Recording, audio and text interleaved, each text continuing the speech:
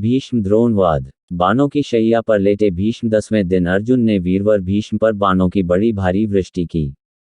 इधर द्रुपद की प्रेरणा से शिखंडी ने भी पानी बरसाने वाले मेघ की भांति भीष्म पर बाणों की झड़ी लगा दी। दोनों ओर के हाथी सवार, घुड़सवार, रथी और पैदल एक दूसरे के बाणों से मारे गए। भीष्म की मृत्यु उनकी इच्छा के अधीन थी। जब पांडवों को ये समझ में आ गया कि भीष्म के रहते वो इस युद्ध को नहीं जीत सकते तो श्री कृष्ण के सुझाव पर उन्होंने भीष्म पितामह से ही उनकी मृत्यु का उपाय पूछा। उन्होंने कहा कि जब तक मेरे हाथ में शस्त्र है तब तक महादेव के अतिरिक्त मुझे कोई नहीं हरा सकता। उन्होंने ने ही पांडवों को सुझाव दिया कि शिखंडी को सामने करके युद्ध लड़े। वो जानते थे कि शिखंडी पूर्व जन्म में अंबा थी, इसलिए वो उसे कन्या ही मानते थे। 10वें दिन के युद्ध में अर्जुन ने शिखंडी को आगे अपने रथ पर बिठाया। शिखंडी को आगे देखकर भीष्म ने अपना धनुष त्याग दिया। उनके शस्त्र त्यागने के बाद अर्जुन ने उन्हें बाणों की शैया पर सुला दिया। वे उत्तरायण की प्रतीक्षा में भगवान विष्णु का ध्यान और स्तवन करते हुए समय व्यतीत करने लगे।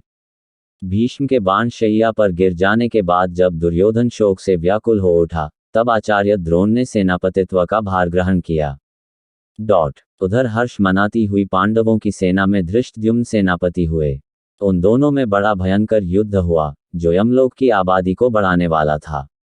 13वें दिन के युद्ध में कौरव सेना के प्रधान सेनापति गुरु द्रोणाचार्य द्वारा युधिष्ठिर को बंदी बनाने के लिए चक्रव्यूह पद्मव्यूह की रचना की गई।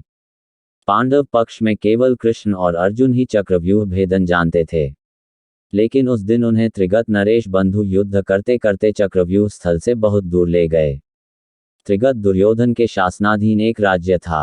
अर्जुन पुत्र अभिमन्यु को चक्रव्यूह में केवल प्रवेश करना आता था, उससे निकलना नहीं, जिसे उसने तब सुना था जब वह अपनी माता के गर्भ में था और उसके पिता अर्जुन उसकी माता को यह विधि समझा रहे थे और बीच में ही उन्हें नींद आ गई।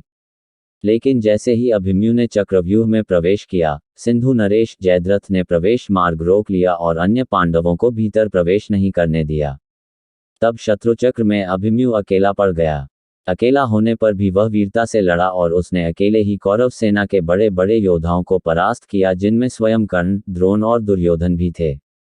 कर्ण और दुर्योधन ने गुरु द्रोण के निर्देशानुसार अभिमन्यु का वध करने का निर्णय लिया। कर्ण ने बाण चलाकर अभिमन्यु का धनुष और रथ का एक पहिया तोड़ दिया, जिससे वह भूमि पर गिर पड़ा और अन्य कौरवों ने उस पर आक्रमण कर दिया। इस युद्ध में अभिमन्यु मारा गया। युद्ध समाप्ति पर जब अर्जुन को ये पता लगता है कि अभिमन्यु के मारे जाने में जयद्रथ का सबसे बड़ा हाथ है, तो वह प्रतिज्ञा लेता है कि अगले दिन का सूर्यास्त होने से पूर्व वह जयद्रथ का वध कर देगा, अन्यथा अग्नि समाधि ले लेगा।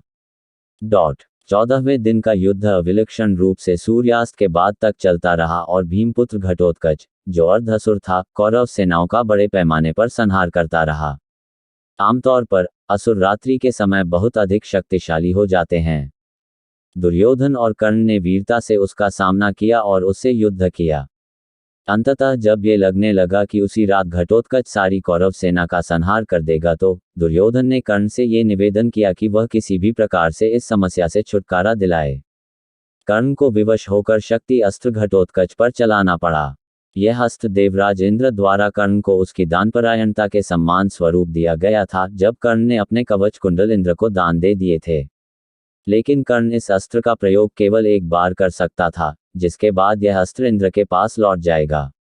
इस प्रकार शक्ति अस्त्र का प्रयोग घटोत्कच पर करने के बाद वह इसे बाद में अर्जुन पर ना कर सका। विराट और द्रुपद आदि राजा द्रोण रूपी समुद्र में डूब गए। उस समय द्रोण काल के समान जान पड़ते थे। इतने ही में उनके कानों में यह आवाज आई कि अश्वत्थामा मारा गया। इतना सुनते ही आचार्य द्रोण ने अस्त्र शस्त्र त्याग दिए। ऐसे समय में धृष्टद्युम्न के बाणों से आहत होकर वे पृथ्वी पर गिर पड़े।